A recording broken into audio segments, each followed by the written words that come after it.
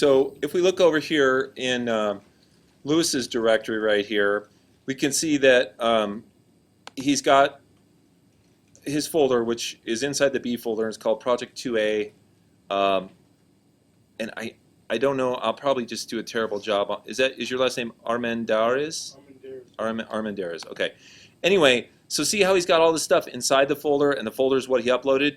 If he so chose, if he clicked on the first thing in the folder and held down the Shift key and clicked everything, and then grabbed that and dragged that right on top of the B folder there, or in your case, just you know, what would have to happen in your case? See, what happens with Dreamweaver is it likes to create two windows that look exactly the same. You guys know what hierarchies are? Okay, so right, a hierarchy is that there's a folder, and then there's a folder inside that, and then there's files inside that, right? In your case, see, I have the master connection, so I can see everybody's folder. But in your case, when you open up Dreamweaver, you just see like one directory here that has all your stuff in it, right?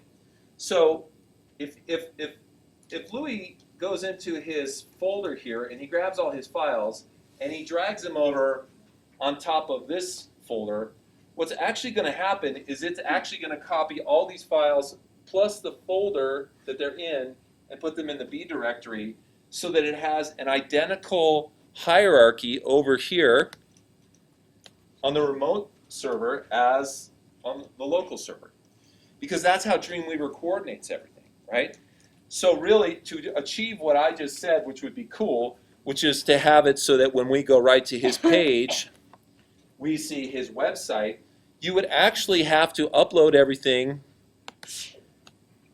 in Dreamweaver over here. Instead of having your project inside a folder, you'd have to have it all out here in the main directory. And then when you uploaded it, it would be in the main directory of B. Like, see how my index page, is out here in the main directory, right? And when I uploaded it, I just dragged it on top of B and see how it's in the main directory. So just so you guys know, if you want to achieve that, you can go ahead and keep building your websites inside the Project 3 folder that you started.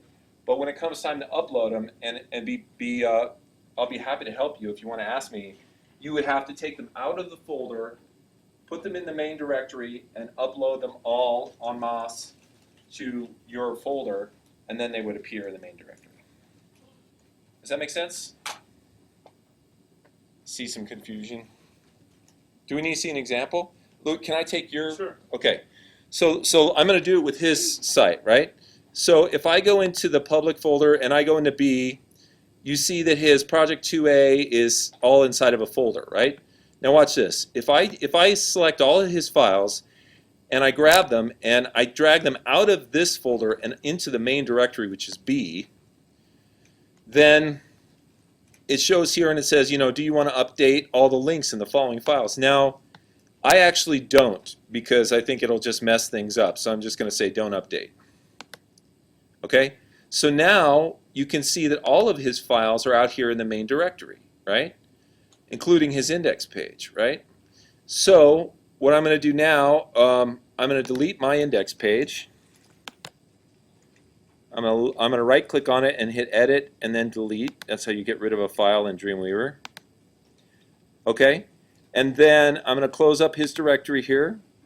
I'm going to get rid of this file, the website STE file, because we don't need to upload that. Okay? And now I'm going to grab all of his stuff here that's in his folder, mine not including the folder itself, and I'm going to just drag it over here on top of his B folder. Now with any luck, when that's done uploading, when we go to his main directory, we will see his site. Now things can go wrong, you know, sometimes they do. If you're ever giving a demo, they're bound to go wrong. But let's see. Oh, there it is. Voila. Did people understand how that worked? Put things in the main directory and then upload them, and then they're in the main directory on the server, and then it goes right to the index page. Now this brings up another point. Beginning web designers have a tendency to misname their home pages, right? Like, you guys might be making a new project, and you might call this like project 3_home, or you might call it homepage.html, right? Or whatever. Do yourself a favor, call your homepage index.html. And that way, when you put it in the main directory, or you put it in the main directory of any web server, it will always be the first page. It doesn't matter what you call the other pages, but that page is important. Now, the other pages, you should try and get in the habit of naming things based on the content they have on them. So, you know, your gallery page, as boring as it may be, should be called gallery.html. Your about page, your contact page. Now, one of the reasons we do this is because these words are search engine rich, which means that if somebody's searching for, oh, I wonder if there's any artists in Tucson, I should type Tucson Artist Gallery. You know, your gallery page and the fact that you say that you're an artist on it helps bump that up in the search engines. You know, but another benefit to this is that when you're making your navigation bar and you need to remember what you call the pages so you can link to them, if you just name them the most generic thing, gallery, about, contact, services, all with lowercase letters, right? It will become very easy for you to make a website. Okay, all right, I think we've abused Louis enough, so now it's time to abuse Catherine. Okay. All right, let's see what we got here. Okay, so here's Catherine, so you can see there's the project 2. All right, so when I look at your guys' website, if there's something a question that you have or something you're trying to achieve, please feel free to ask me while I'm showing this. So Catherine, is there anything that you're trying to do on this that you're having trouble with, or any questions that you had? I know you went over this last week, so this can wait till maybe a break, or I can talk to you one-on-one. Okay. How to import the fonts, like going to Google Font and I'm looking up the HTML and then the CSS and I'm bringing it in, but I'm sure I'm bringing it in wrong because it's not showing It's just up. not happening. Okay. So, but that's the big thing that I'm wanting to Okay, work on. so would other people like to see that information? Yeah. Okay, great, then let's do it. Okay, so the first thing I'm going to do is I'm going to download, and me looking at your websites could be equivalent to you going home and looking at your websites, right? You could be like, I want to work at this I want to work on this at home. So what I'm going to do is I'm going to connect up to the server, right? I'm going to go, you know, connect up to my website. I'm going to go ahead and grab, you know, my folder, and I'm going to click the down arrow, which is going to download all those files to my computer. Now, once again, keep in mind that my window looks a little different from yours because I can see everything. You're only going to see your files, so you can just click on them all and download them. And then what you'll see over here is literally just your files. So we'll open up the C folder and look at Catherine's files. So we're going to look into project 2. Notice she's got a page called index, which is great. And I'll double click on it to launch it. And so that double click on it launches it, it opens it up in my split screen view here, right? Now, what she wants is she wants to use Google Fonts. So let's open up a new window here, and let's look up Google Fonts. Now, was there a specific font that you wanted? No, I'm just looking around, so if you want to pick one to show, that's fine. Okay, so once again, here's Google Fonts website. They have all kinds of different crazy fonts here. Let's just get something that's really distinctive. Okay, like this one right here. I think this may be the one I used last time, right? So this one right here is called Grumpy Wizard Shadows into Light, I guess. And you can look at these little icons here, and you roll over the icon, and there's a quick use icon, and then there's a pop out icon, and there's something called Add to Collection, which I imagine, I've never used that, but I imagine you can start an account with these guys and add the fonts to your collection. Well, let's do the quick use. So we'll click on this little quick use icon, and it'll say, you know, once again, it'll show you how much this will slow down your page, not very much at all. And so then we scroll down, and it says, add this code to your website, right? So we'll go ahead and we'll click in here, and we'll copy it. Now, this code right here, can anybody tell, based on the way it looks, where they think we should add it? No. Does that go in the head? In the header of the page, right? And the reason is because, like, if we go look at a web page, like we'll look at Catherine's page here. You see this line right here, where it says link href equals style type equals text CSS. That is the link from the web page that links to the style sheet, right? Now, the one that we just got off of Google looks like this. You see how it's the same type of thing? Link href, and by the way, href it just means a reference. It means where are you going to get this information? So in Catherine's case, she's going to her local style sheet. In Google's case, we have to go out to Google's server. So in a sense, it's like linking to their style sheet, okay? So we link to their style sheet. It tells us what server it's on. It tells us what font family she's using. And it says that it is a style sheet, right? So now this web page has everything it needs to connect to that server, right? And that style sheet. Now let's see what else they tell us to do. So they say, okay, first you connect to their server and their style sheet. Secondly, you have to integrate this code into your site. Where's this code going to go? CSS. This one's going to go on the CSS style sheet, right? Because it looks like CSS style, and it says integrate the fonts into your CSS, right? So here's the question. I'll copy this. Where on the CSS style sheet should it go? Places that font family. It should go wherever she's going to apply that font, okay? So for example, if we go back to her page here, this home area that says, hello, my name is Mrs. Babert, right? That's probably her main area, correct? Let's go into the code.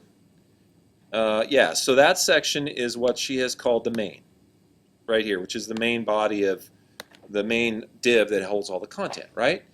So where are we going to put the style on the style sheet that has the fonts if she wants them to be in the main area? We're going to put them in the main section of the style sheet, right? So we're going to find her main selector there. We're going to come down to the bottom. We're going to make a new, some space here, and we're going to do Command V, which is going to say that the font family for this main area is going to be Shadows into Light and Cursive. Now what's going to happen is her web page is going to go, oh, okay, so the font is going to be Shadows into Light Cursive, and the first thing it's going to do, it's going to look on the computer that's displaying it and say, oh, you don't have Shadows into Light Cursive, right? But then it's going to look up here in the source code at the HTML page and go, oh, but I'm linked to a style sheet that does have it, so I can display it, right? So now when we look at her page, let's see, I think we have to, we may have to re-upload this to see how it works. So now what we're going to do, we've changed her style sheet, right? So we're going to save that, and you can tell that it's changed because every time you make a change, a little asterisk appears by the file that's been changed. And when you save it, the asterisk goes away. So actually, we've changed two files here. Can you tell which two they are? Right? And the index, because see, there's a little asterisk by it, right? So one way to make sure that they get saved is you can just say save all, right? So we can go File, Save All, and notice that the asterisks go away in both cases, yes. So let's just say you don't have the internet, you're working on your web page. Right. Okay. Does that go away if you use obviously it can't link to Google, so it just goes to a normal font, right? Yeah, in other words, you will never see this, I don't think you'll ever see this change until it's on the internet. Oh, so Right. it is like that, okay. Yeah, so in other words, if I hit this live view here, oh, it did work. Okay, I'm sorry, it did work. Yeah, it did work because I am online. So it is able to go out online and find it. But if See- you're not, it'll just default to regular. Yeah, exactly. So you guys see how that works? So now, but see, if we go out to her website and we hit refresh, it's not happening there. And why is it not happening there? Why? The new stuff hasn't been. Yeah, because we haven't uploaded it yet, right? So now we go back to to my computer here, and we say, okay, what files did we change? Well, we changed the index page, we put a new link up there, and we change the style sheet, right? So all we have to do is upload those two files. So I'm going to open up her folder here, so we can see those files. Now you don't even have to open the folder. Dreamweaver's smart enough to know where they go. That's where the hierarchy comes in. But I'm going to select her index page. I'm going to hold down my command key on a Mac, a control key on a PC to select more than one file, and then I'm going to hit the up arrow to upload. And it's going to say, as it always does, you know, should I upload these dependent files? And I'm going to say no. And what it did was it uploaded them and overwrote this one and overwrote this one. And if you ever wonder if it actually worked, there's actually times here that it wrote the latest files, so it can tell you that it actually overwrote them. Now then we go back to her site, and when we hit refresh, it changes, right? Because now it's got all the tools it needs to change. Now, if Catherine wants to undo that on that particular page, do you want me to get rid of that on that page? That's for project 2. If you've already graded it, it's fine. Okay, so this doesn't matter, right? But you can use that as a for So project then 3. Just my last question. Yeah. I'll let you move on to somebody else. Then, if you change the font like on the home page, does it need to stay uniform through the whole website, or can every page have a different font? Okay, I'm really glad you asked that question, because this is a question that came up before, and it's a really important question. When you're making your web page here, we had you guys make the web page in such a way that there were defined sections. You guys ever notice that there's always some like amoeba drawn on the board when we come in here? It's like did they sneak a biology class in here or something? Okay. So our web page is made up of what? What's this? What's this box on the outside of the website? A container. Right, it's a container. Okay, and then there's a box up here, which is what? Okay, and then this one, sidebar, and footer, right? Now, when you make one page, this is fine. You call this main, this header, this sidebar, this footer, right? What happens when you have two web pages, right? And you want, you want the header and the footer and the sidebar to all be the same, but you want to have different information in the main, right? You want to have it look different than this, right? In other words, back here, at the background of this div right here, you want to have a big picture of a smiley face and say, free hugs, right? And then on this page, the unhappy face, life sucks, okay? Right, so you want to have two different backgrounds, right? So how do we do this? How do we achieve this? Did you name it like main 2 or something? Yes, exactly. So what you do is, on your style sheet, you've defined that area as main, the area which is in the center of your web page, right? But all you have to do is go to your style sheet, find the main area, and copy that code, right? So we'll copy it all the way from the selector here, which is the name of it, all the way down to the closing curly bracket. I'll hold down Command-C on a Mac, Control-C on a PC. I'll hit the return a couple times, and I'll paste it back in, right? Now, I will just simply rename this by putting a 2 on the end of it, right? So now we have the main section, and then we have main 2. Now we can go in here, and we can change whatever we want in here, and it will only affect pages that use the main 2 section as their middle section, and it won't affect the pages that use main as their middle section. So let's hack Catherine's website. Okay, so her background color on her index page is green, and it's using the main section, right? We can see right here at the bottom, div ID equals main, right? So let's go to another one of her pages, like program.html. It's also using the green, but let's say we wanted this to use a different background color.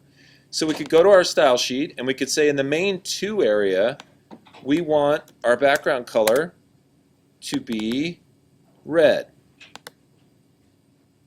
Okay? So on our CSS style sheet, we've changed it so that the main 2 area is going to be red. Now, what do we have to do in the source code for this program page to make it so that it sees that style? Right. We have to take this div ID, which is called main, and we simply have to put the number 2 on it, so that instead of calling the main styles, it's calling the main 2 styles. Now when we go look at the page, it's red. Now you can use this for all the differences that you want to have in your individual pages. Like, once again, if you wanted to have a background image that was different on the main 2 section than the main 1 section, you could put that in, right? And let's see another example. Let's see an example of how we would put a background image in, right? So here's a picture that she has right here. I'm going to click on that. I'm going to open up my properties box. And I'm going to go out of live mode because you can't really work in live mode. It kind of trips you up. I'm going to click on this picture here. And when you click on a picture in Dreamweaver, it shows you down here in the SRC section, which stands for source, right? It tells you where that picture is in your local directory.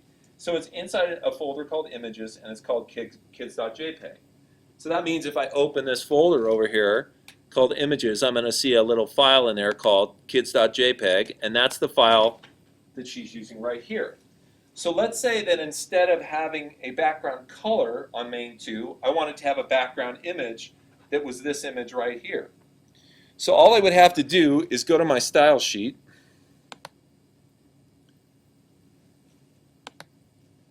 go to main 2, and add in a new style here. I would click on the end of any style and hit my enter button, and that would bring up the code hints, right? Then I would click on B to come down to the background section.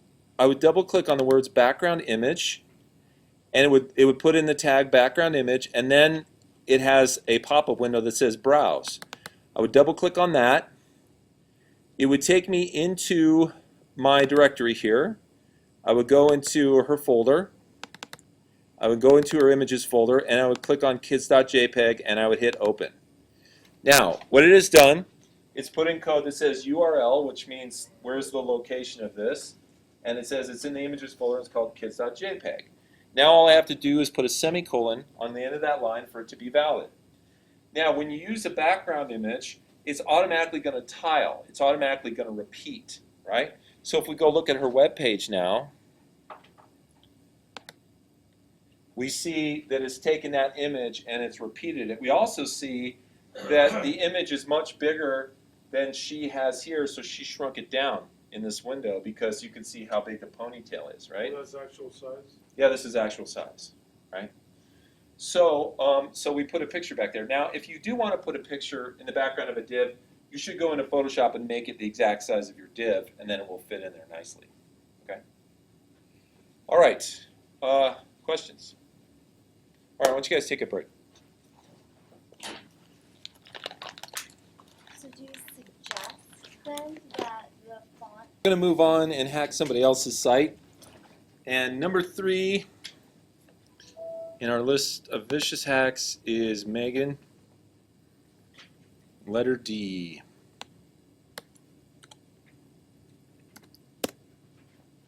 Okay.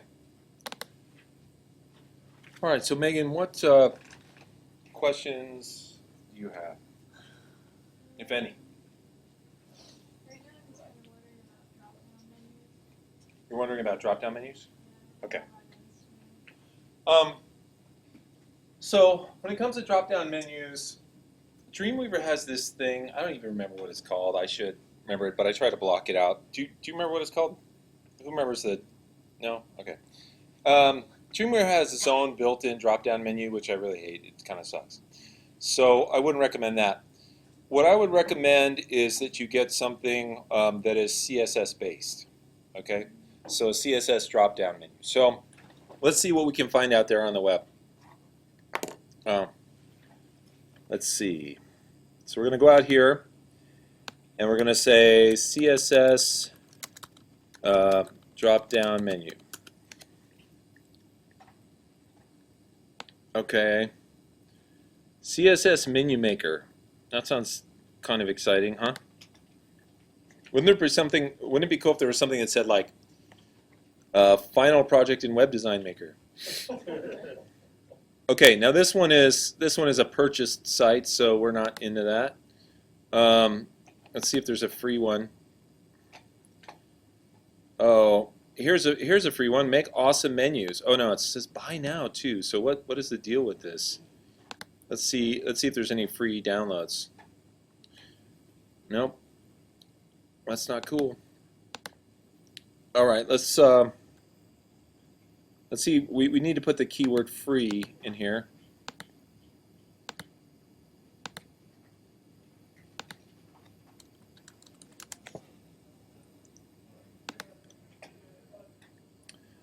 Let's see, 4 free jQuery drop-down menus. Okay, let's see what these look like. Quartz, responsive, jQuery drop-down menu, arrow, simple, cherry red, and jQuery drop-down menu. Simple but elegant. Built to work on almost any device. These are all on CSS Menu Maker, which is the site we just went to, so it's all just a big scam. All these people are trying to get us to go back to their... Jeez. All right, let's find one of these that actually works. 25 free. Okay. This is a simple drop-down menu used on your navigation or sidebar menu. Okay. So this one looks pretty... No, that's not really a drop-down though, is it? It's like one that opens up, right? They don't have one day you could test or something, or What, in Dreamweaver? Well, I mean, on these websites. Oh, you mean like a preview? Yeah, like a preview, so you know what is. They should, but they don't. This is a weird... I mean, I don't usually have this much trouble finding something. This is pretty bad, the fact that they don't have examples. So let's see if there's one that has examples. Because that would be way better. Okay, let's see. Slide down box with jQuery and CSS3. Ah, see, this is a good website, demo, right? So we can click on this, and then, oh, look at that. Wow, this is like Uber. That's like almost too much, isn't it? Do you like this one, or do you want me to try another one? That's dramatic. Oh, it's just some crazy URL. Let's see. Let's find something that like looks like humans might use it. Come on. Okay. Okay. How about this one? This one looks kind of nice. You like this one? That's very common. That one. Okay. So let's look at this one. So we'll look at the demo. Ooh. This one's like on caffeine or something like that. Wow. Okay, so we found one we like, right? So now let's see. With this CSS3 based animated drop-down menu, what can have beautiful transitions and transform and have polish look to his website? Okay, so let's click download. Let's see how hard this is to figure out.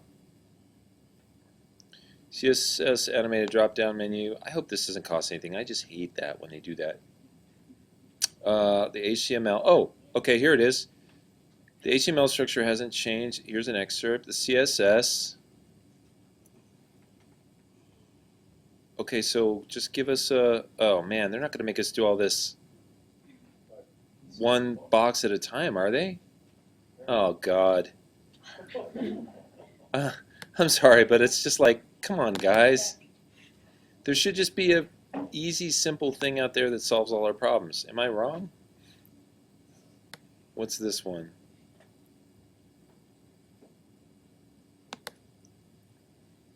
I want the most boring, easy one humanly possible. Okay, so here's a gray one. Gray is good. That means it could be boring and easy. Ah, here's a download. Let's see, view demo.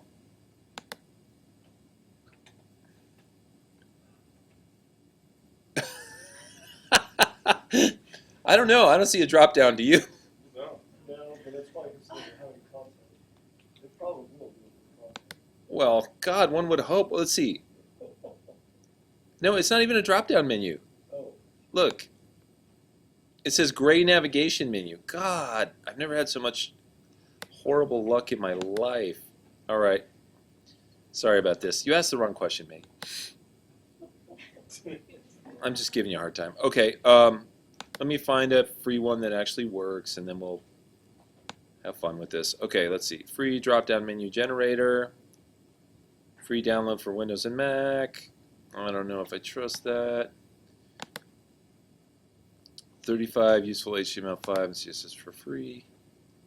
Okay. Sorry to have to do this as a class, but you know what? This is what you guys have to do too if you're looking for this stuff.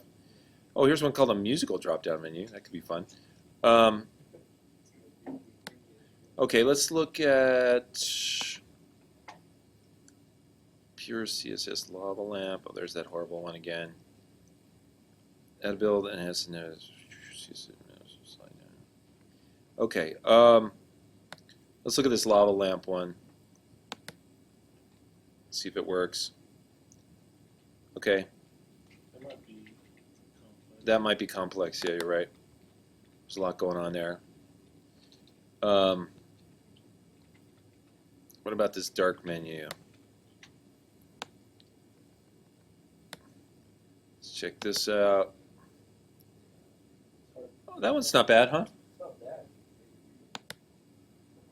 Well, let's see if it's. I mean, we just want to get the idea across here. Okay, I'm gonna try and download this thing and make it work. Ah, it's unbelievable. All right, we'll try one more and then we'll move on to something else because this is just silly. How about this one? How to build and enhance a 3-level. Let's see, demo.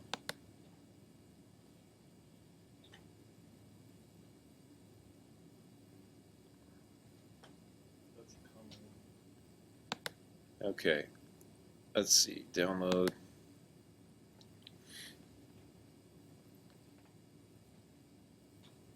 Okay. Maybe our luck has changed.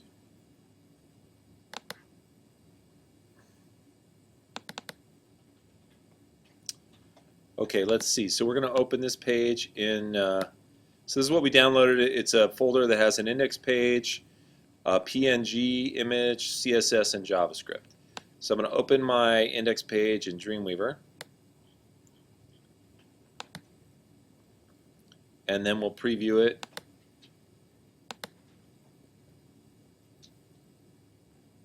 And it works.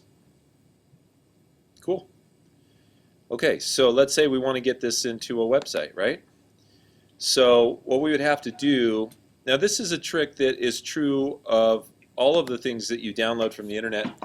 Oftentimes I'll see people who are just starting to do web design, they'll download something like a drop-down menu or a web gallery or something like that, and they'll take it and they'll try and incorporate it into their website and it will break. It won't work, right? And let me tell you the most common reasons that happens.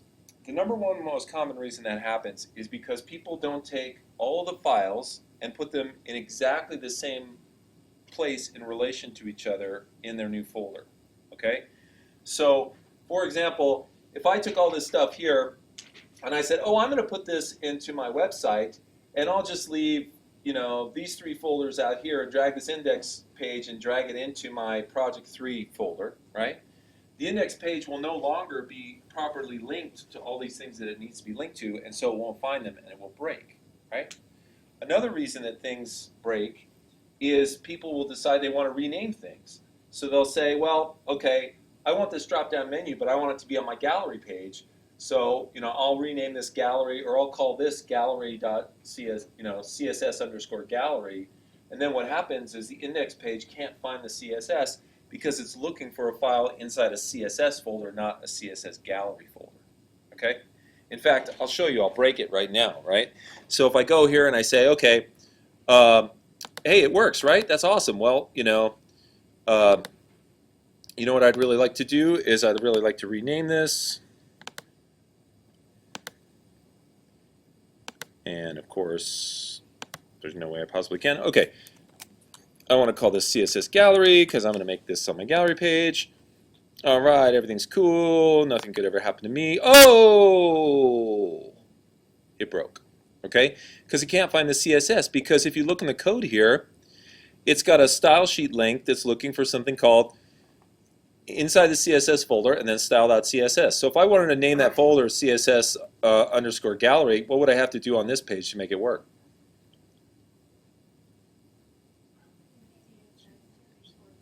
Right, I'd have to rename the folder that it's looking at to CSS_gallery. And then when I look at it, it works again, right? So keep that in mind, that when you are using somebody else's code, the number one best way to keep it working is to keep everything in the identical order and with the identical names, because it's all interlinked, right? Now sometimes that doesn't work. Sometimes you want to take something like this and you don't want to leave it on their stupid page, you want to put it on your page, right? Well, if that's the case, you have to make sure you take all the code from their page and put it in the proper places on your page. So let's go ahead and do that. Let's use Catherine's, or let's use Megan. Can we hack your site? Okay. So let's use Megan's site as our guinea pig. So we'll download this D folder. That's all her stuff. And we will incorporate this drop-down menu on her site.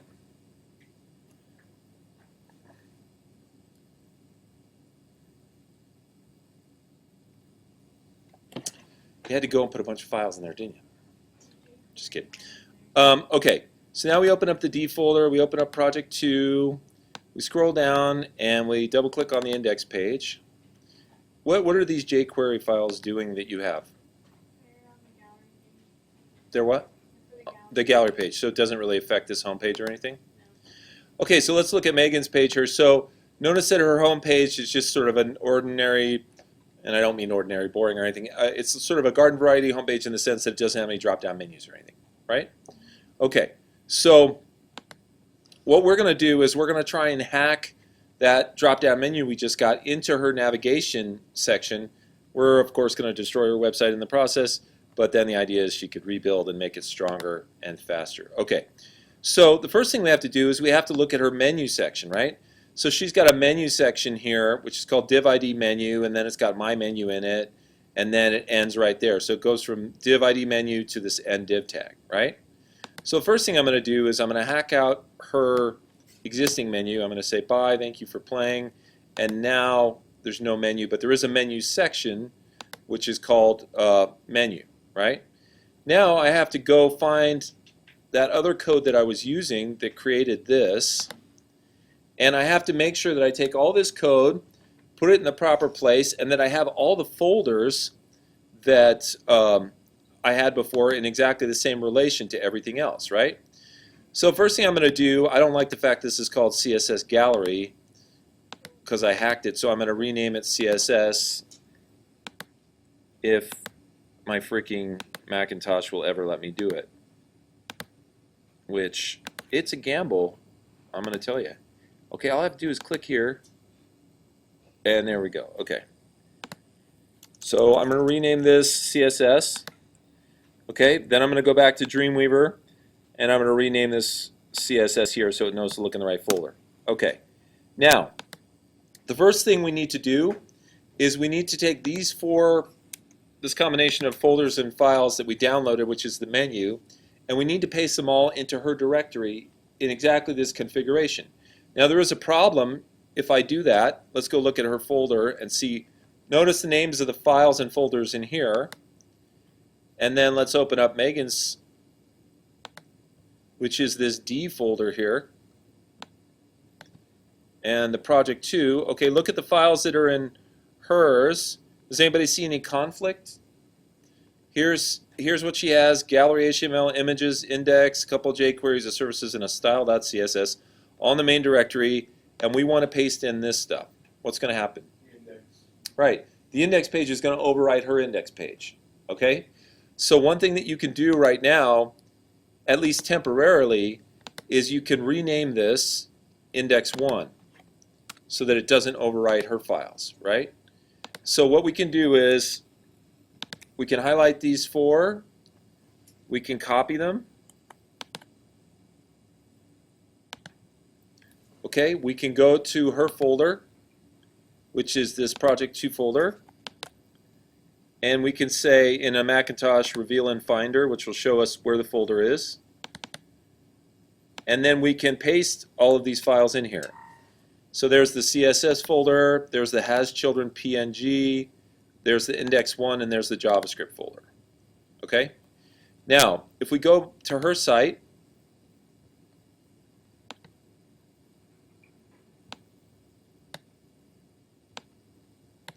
I'm going to have to close this properties box because it's mucking up our view.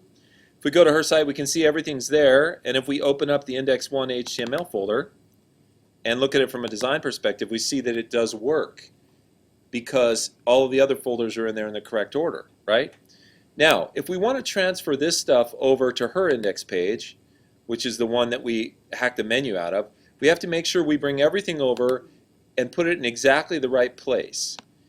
So once again, what we're doing is we're taking everything from the index1 folder, the code that's in here, everything that's necessary for the menu, and we're putting it on this page where she had her menu. So I'm going to start out, I always start and go from the top to the bottom.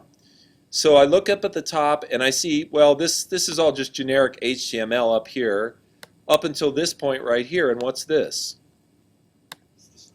It's a link to the style sheet for the drop-down menus, right? See, it says CSS and then /style.css. That means it's going into this folder and grabbing this style sheet, which we know happens to be the style sheet for the drop-down menus. So what I do is, the first thing I do is I highlight this link, which takes us to the CSS for the drop-down menus, and I add it to her page, right? So I'm going to go in here and add it in, right? Get rid of that. Okay, so now she's got two style sheets. One is her style sheet, and the other one is the one for the drop-down menus, okay? The next thing I'm going to do, I'm going to notice that there's this script here, which is grayed out. Now, when something's grayed out, that usually means it's what? Notes. It's what's called a comment, which is a note, which means it's just there for to explain things. However, if something is grayed out and it's inside of the head section of a website, it's actually a little different. What it is, it acts like a comment for most web browsers, except for the specific web browser that it's targeted to. What web browser is this targeted to? Internet Explorer. Internet Explorer what? 8. Okay? See right here? It says if LTIE 8. Okay? And what LT means, I believe, is less than. Okay? So what that means is this code right here is what you put in if you have a website that normally works but doesn't work on Internet Explorer, right? And in case you don't know, Internet Explorer is the browser that's had the most problems with websites. So a lot of times you'll find a website that gets built and it looks great in Firefox, it looks great on Chrome, it looks great on Safari, and it just jacks up in Internet Explorer, and that's because they have wonky code, Internet Explorer. So web designers have to go to the trouble of creating what's called an if statement. And the if statement is what's called a conditional statement. A condition is if this, then that, right? So you're saying, hey, if it's Firefox, no problem. If it's Chrome, no problem. If it's Safari, high five. Oh, Internet Explorer, right? So you have to say, if it's Internet Explorer, you have to go out here and use this JavaScript that's on this site instead of the regular JavaScript because it's going to jack up otherwise. So because that's here in the head document, we have to copy it and we have to put it onto Megan's page because she's going to need it too in case anybody looks at her site on Internet Explorer, God forbid. Okay, so now we've got everything that was up here in the head, so we're good to go on her page at the top. Let's look what's down here in the body section, right? Well, you see right here that in the body section, they've created a section called nav, which is short for navigation, and it starts there and it goes all the way down here to, wow, it just keeps going forever, basically. It goes all the way down here till this end, and there's even some more scary JavaScript in there, right? So what we're going to have to do is we're going to have to copy all of this, and we're going to have to paste it into her menu section. Now, it's probably a lot bigger than her menu section. It's probably going to break it and make it, make the design get broken, but we can fix that. So we're going to drop it into her menu section, and there it is. You can see that her menu is really only this little chunk right here, and these things are so high that they're pushing it down. So we'll have to go back in and tell her menu to be that high. But we did get it in there, so let's see if it works.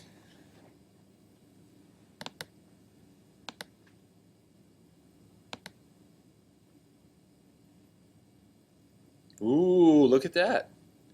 Megan has a drop-down menu. Yay! Oh, look at that. Ooh. It's like little shutters, isn't it? I like that. Okay, now in order to fix this, we just have to look at the height of these things right here and make her menu that high, but we also have to adjust the container so that it can be that, add that many pixels on, right? Like for example, I think I told all you guys to make your menu like 30 pixels high or something like that. Okay, so we have to figure out how high this crazy thing is, and we could do it one of two ways. We could read the code, which is the boring way to do it, or we could just guess. So I'm looking at this and I'm saying 30, 60, I'm thinking 70, 80 pixels, right? So let's go to split screen view here. Let's find Megan's style sheet. That's their style sheet. Let's find Megan's. Let's go to the menu. So 30 pixels high, let's go 80. Whoa, did I do 800? Oh God, why didn't you stop me? Okay, you did, oh yeah. Why didn't I listen? I don't know, it's close. Let's see what it looks like here.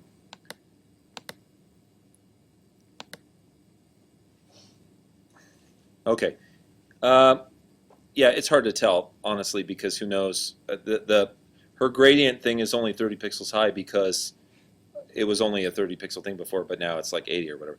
So anyway, I made it 80, which means that everything has to be, it was 30, I made it 80, it means everything has to be 50 pixels more.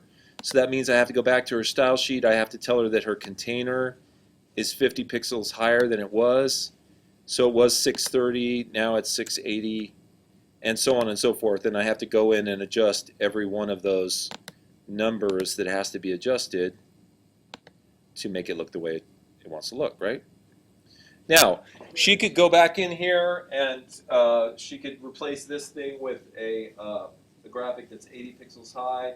She could find the code. She could look into their style sheet and find where this gray gradient is and replace it with this gradient. She could put it in an extra button so it goes all the way across.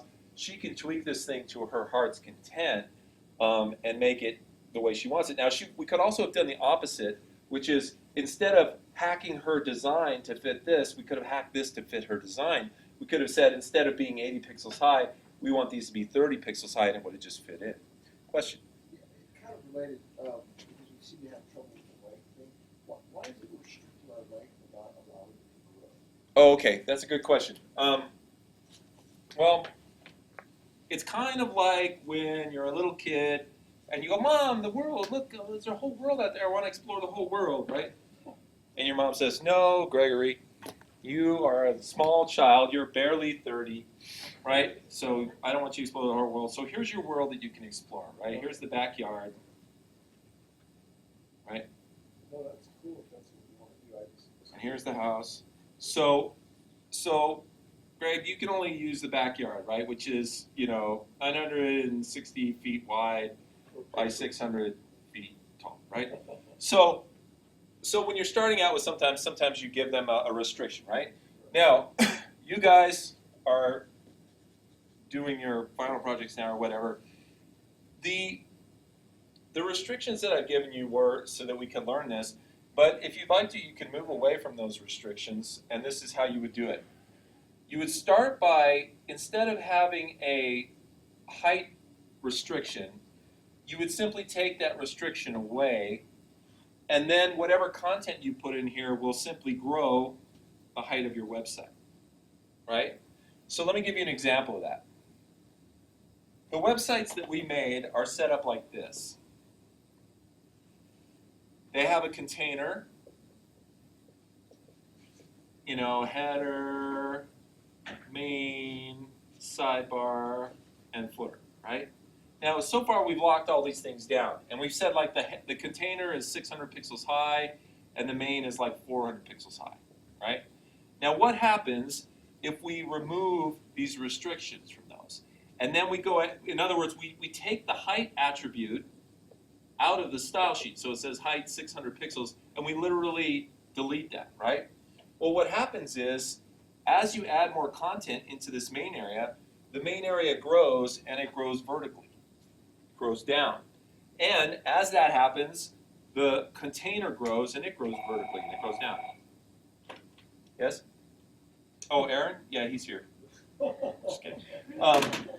Okay. All right. So and so let's see how that looks. So here's let's work on continue to hack Megan's site, right? So she's got a container with a height of 680, right? So let's see what happens when we take the height attribute and we comment it out by clicking on this little cartoon bubble and then clicking on the apply, the second comment down, which takes out stuff in the style sheet. And then we also go to the main area, which is main content. Oh, look at that. Look at her. She put in a percentage. That's very cool. So she actually has that as a percentage instead of a height, a fixed height. So that should work for us. Okay. So now there's no height restriction on her container, which means that if I wanted to go in here and add more content, hello, my name is Inayo Montoya. I don't know how to spell that. Do you know any of you guys? Okay. And let's see. Inigo. Oh, Inigo. How is it? Inigo. Say it again. Inigo. Inigo Montoya. Scarface, you killed my father. Prepare. Oh yeah. Prepare to die. Let's see. You killed my father. What movie is this from? Princess Bride. You killed my father. Prepare to die. Okay. So that's when he's looking for the six-fingered man. Okay. Now let's see what this looks like. It looks like it didn't push the footer down. Oh, it did. Okay. So see how I added more content in there and it just made this section higher and pushed the footer down? So if you remove the height attributes out of certain ones of your divs, like especially the container in the main area, it should work that it will just expand. It's like rubber, it will expand with your content. Now things like footers and headers, you generally tend to keep those like a fixed height so that because they just hold like navigation menus in them and copyrights. So you mainly keep those at fixed height. But really, the main, the sidebar, and the container are ones that you can remove the height attributes off of. Now, if you want to get really risky, and I think, Megan, you were working with a responsive site at some point. Yeah, you can even do that on the width. But if you're going to do that with the width, you have to start getting into what are called responsive websites, and you have to get away from fixed numbers, and you have to start going into percentages, right? So instead of doing something like 960 pixels wide, you would change that to some percentage of the web browser. So let's say this is your web browser, and going from one end of the web browser to the other is equal to 100%. This is your web browser, and this is your web page. Okay, so here's the web page. This is the web browser. You have to decide how much of this browser you want to take up, and you might take up something like 90% of the web browser with your width, right? And then you could have your height just grow or shrink based on the amount of content that's in there. Now, I think we did, early in the semester, I did a template of a responsive web browser, and I think I put that up on the website that you can download. But if not, I'd be happy to put it up again. And you can explore this with your final project. If you want, you can do both. You could have, it grow organically in height based on how much content you put in, and you could have it resize itself in width based on what it's being viewed on, a tablet, a phone, or etc. Now, fair warning, both of these are a bit of a risk, and you'll be stepping outside your comfort area and potentially doing a little more work, but they can offer some rewards, especially in the sense that this is the way that a lot of websites are made these days, because everybody's looking on websites on mobile devices.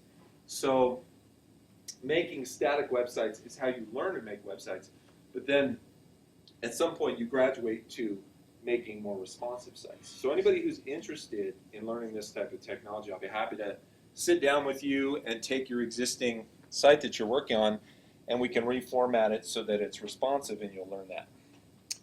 Okay, any questions about that? So to reformat it, all you gotta do though is just go into CSS style sheet and start.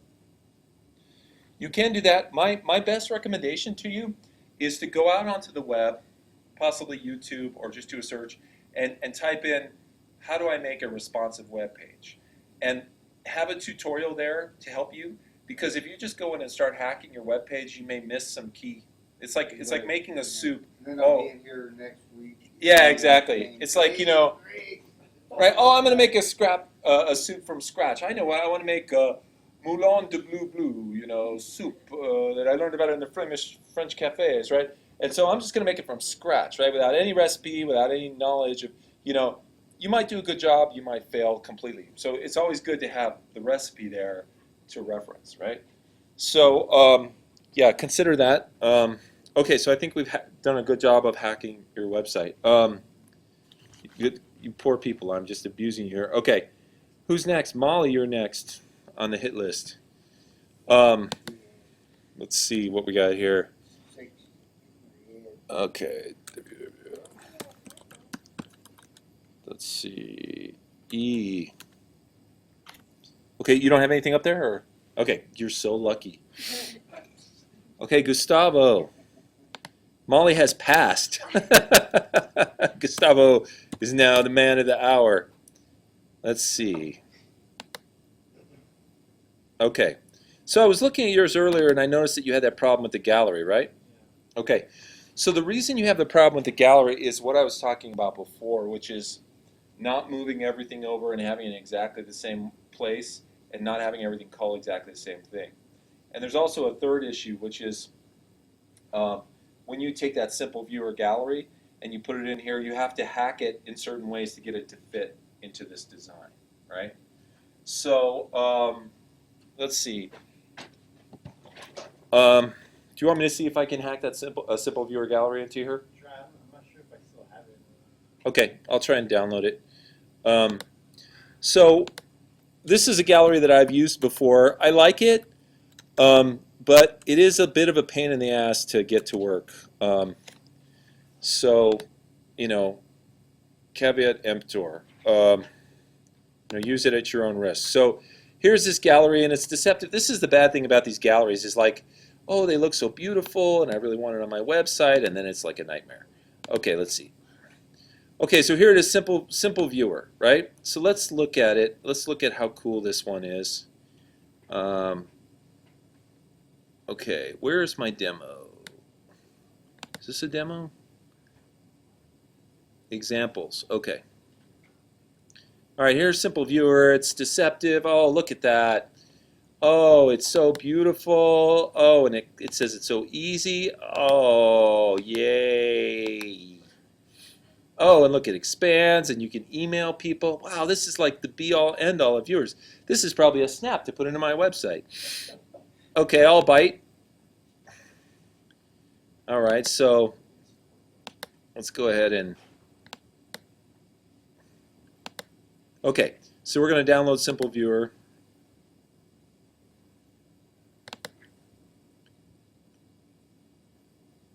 Now you guys catching kind of a theme here. We've done a number of things where I've gone out there and I've looked around the web and I've found some things that worked and some things that didn't. And the bottom line is that part of doing web design is research, right? Research and development, if you will. It's like you have to go out there and you have to try a couple of different things until you find something that works. And oftentimes you need to go out there and find support on the web to help you get it to work because it's sort of indecipherable, right? Okay, so here we go. We've got Simple Viewer 231. Let's open that up. Okay, so we look in here and we see there's a README file, a Simple Viewer builder.air, and a little web folder, right? So we're going to double click on the README file. Okay, and it's going to say double click the svbuilder.air file to install the Simple Viewer Builder application. Okay, does anybody know what a .air file is? That's a Mac thing. No. What it is it's an Adobe thing. Adobe, you guys remember how a couple years ago Flash got a black eye because Apple decided not to put it on their mobile devices, right? So what Adobe Air is it's a program that creates a file that can run on any platform, right? So it's sort of like, well, if you can't run Flash on your mobile Apple device, you can run Adobe Air application, right? So, so this is built in Adobe Air, so that it will be cross-platform. Okay. So what they're saying is, double-click the Simple Viewer Builder.air file to install the Simple Viewer Builder application. For instructions and support, click on the home page and blah blah blah blah blah. Right. So we'll go, okay, that's cool. Let's do it. Double-click Simple Viewer Builder.air. I may already have this on this computer, but we'll know soon enough.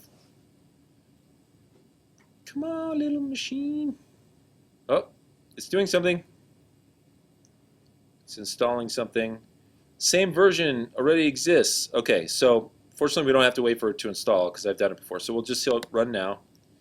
And it's going to launch the Simple Viewer Builder. That's a mouthful. Okay, to get started, create a new gallery or open an existing one. You guys remember when we did the WoW gallery a week or two ago? That was pretty easy, right? And then we took that code and pasted it in. But when I say that with a grain of salt because I know that some of you have tried it and had a little difficulty getting this stuff into your web pages. So you do have to tweak it a little bit, right? Okay, so let's do this. Let's click on New Gallery. Okay, so it says, where do you want to find your images? And I'm just going to say I want to browse for my images. And I want to go to, let's see, did I delete them? I probably did. I'm going to go into my images folder here. Okay, I'm going to get these three. Oops, update later. Okay, I've got these horses. I'm going to bring in my horses. Yes. Okay. Now then, it says resize images, max image size. So it's going to resize everything. And then what do I do after that? Let's see. Max image size. What do I do? Change.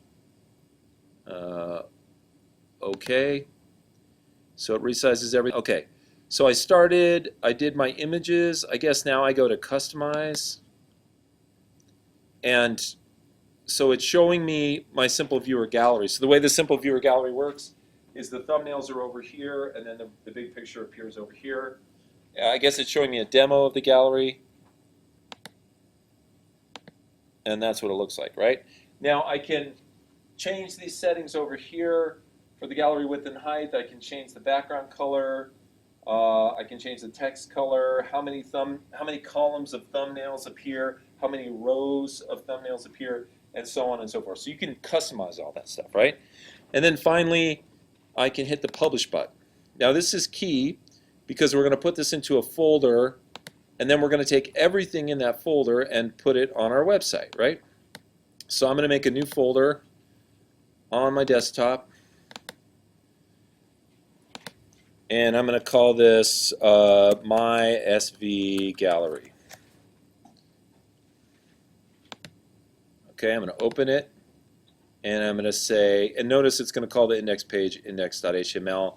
I can call it index 1 so it doesn't screw up any existing index page I have. So I'm going to hit save.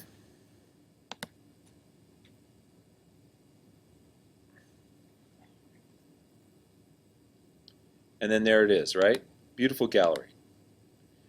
Okay, great. Now, how do we get this onto our website? So we go to our desktop.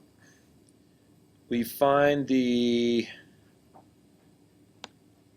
My SV Gallery folder. We double-click it, and we see, the first thing we see is what they put in there.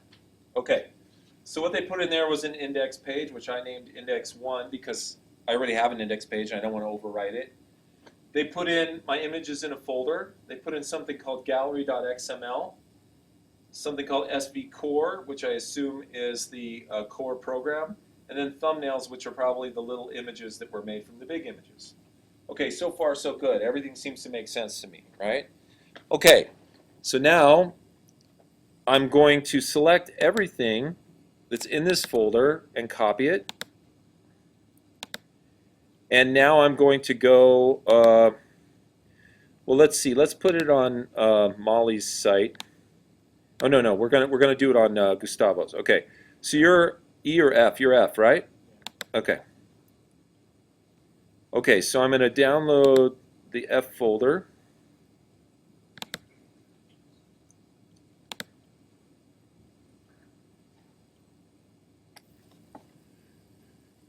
And then I'm going to drop this content in there and see if I can get it to work.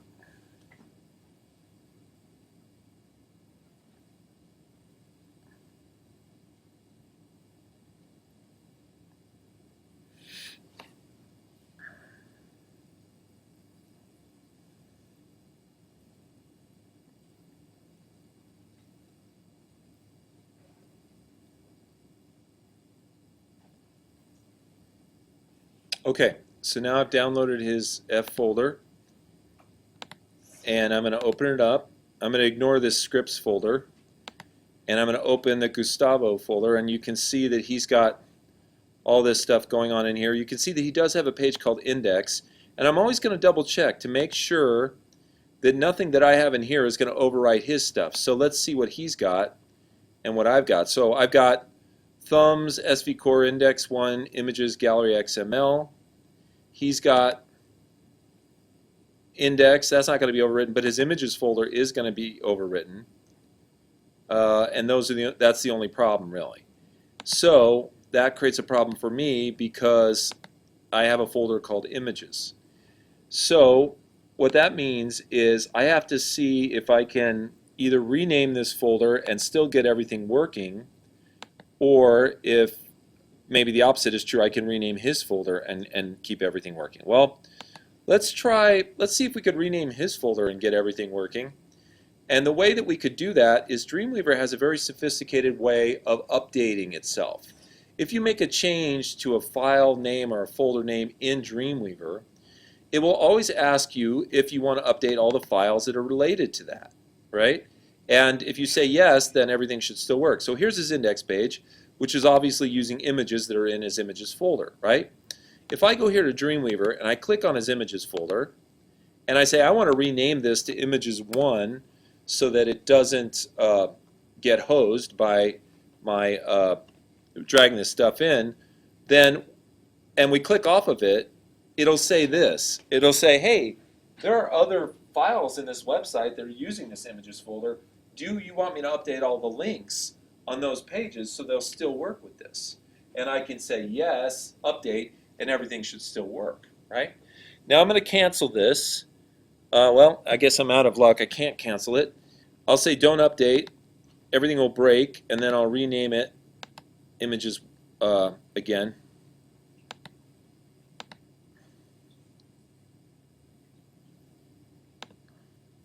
And I'll show you why I'm going to leave it alone.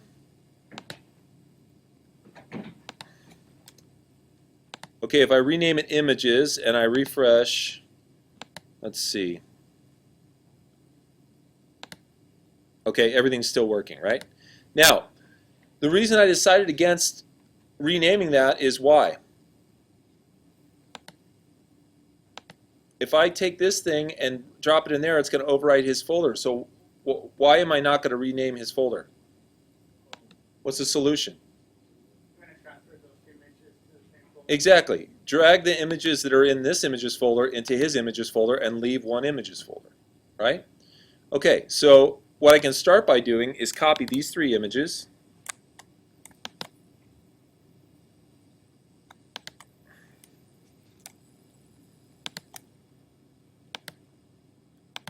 Okay, I can go to his site. I can click on his images folder and I can say, sorry, it's just a little tricky to click on it. I can say reveal in Finder. It shows me where his images folder is, and then I can simply paste in my horse pictures, right? So now I've taken care of that. This images folder on the desktop inside my SV gallery folder is now taken care of, so that doesn't have to be brought over. But the other files do. So now I'll copy everything except the images folder.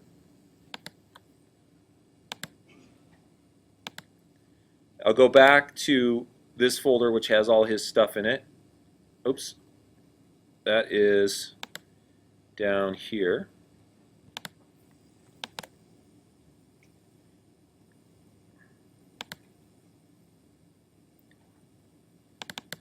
and I will paste in all my stuff, right? Okay, so now we're in his folder. We hit refresh. We see all the files, and by all rights, if we double click on the index1 HTML and then preview it,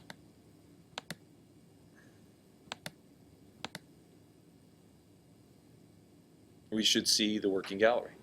Okay? So that's good. That's a good sign. That means that everything's in this folder and it's working properly. Now all we have to do is the same thing we did last time, which is cut and paste the code from this new index page we made to his existing gallery page, right? So let's go over here to the code view. Now let's open the page that he wants to use. It's more than likely gallery.html, which has nothing in there, right? So now what we'll do, we have gallery.html open, which is his file, and we have index1, which is our file. So we're gonna cut and paste everything over just like we did last time. So we start out by looking up here in the head of the document, and we see there's nothing in there. There's no links to style sheets or anything, so we're like, no problem there. But here, there is code in the body of the document that we would have to put in the main area where he wants to have his gallery, which is this area right here in the center. So we'll go here, we'll find his main area, which is this area right here, and we'll paste in this code. Now, we'll preview this page, and more than likely, it'll be a little big for this section. Oh, or not. There it is. For some reason, it just worked, right? So now, we got this working pretty easy, and I understand why it wouldn't work because there's a lot of steps involved there. But let's now talk about what you would want to do if you want to go beyond your original gallery, right? You could always go back to the Simple Builder application, and the easiest way to do it is go back to the Simple Viewer application and make a new gallery, export all that, and bring it back in, right? But let's talk about if you didn't want to go through that trouble. You've already got it in here, you just want to add more images, okay? Let's see how the Simple Viewer gallery works. The way it works is that any image that you want to be in your gallery, you have to drop into this images folder, right? So I've got my horses in there. Secondly, you have to make a thumbnail image of it, which is what's in this thumbnail folder, and you have to make it the right size. So, you know, you could go in here and you could open this in Photoshop and see what size it is and make all your thumbnails that size.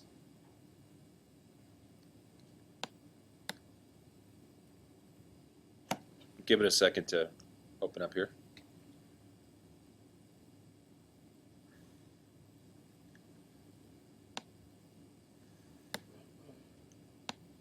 Now, just by the amount of time that it's taking us to, you know, open up the thumbnails, put the folders in, and blah blah, it's probably way easier to just make a new gallery in SVGear, right? But just so you know how it works, assuming that it does work.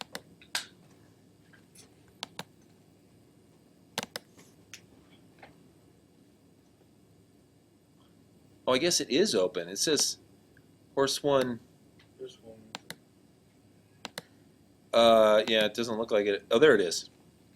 All right, see that, Gustavo? So that's the size of the thumbnail. So you'd have to go and you'd have to make thumbnails that were all this size, and you could go under image size and see what size it is. And they're all 75 by 75, right? So that's a lot of work to do by hand. So, but anyway, it makes the thumbnails, it makes the big pictures, and then what it does is in this file right here, which is called gallery.xml, it lists the links to every one of the images and every one of the thumbnails. So if you were ambitious, you could go in, you could hand make every thumbnail, you could hand size every picture, and you could go into this code and cut and paste it so that every single image and every thumbnail is found. Now, I've actually done that in the past. I don't know why I was crazy enough to do it, but my best recommendation is to you, like I said, is just use the svbuilder.air application and get everything over here like this. Okay? All right. Questions? You guys all have that Tuesday night glaze about you. They should film The Walking Dead in here. Yes? Why didn't you use wildcats instead of horses? Oh, my loss. Or you know what I should have used? I should have used like Little Planet Earths, right? Happy Earth Day, everybody, in case you didn't know. Okay. All right, so far I've picked on, let's see, 1, 2, 3, 4, skipped Molly, 5 people today. The rest of you can count on being picked on in future classes. And by picking on you all, I mean is we're just opening your site and using it as an opportunity to develop it and to do some different things to it. Yes, Molly. When we're done with class, will you help me put mine on? Yeah, absolutely, absolutely. Okay, so once again, you guys are working on your final projects. They're due in a couple weeks. Hopefully, you learned some things from what we did tonight, and we'll continue teaching you stuff that will help you with your final projects. And I'll put this video up like I always do if you want to go over any of this on your own time. Okay, you guys are good to go.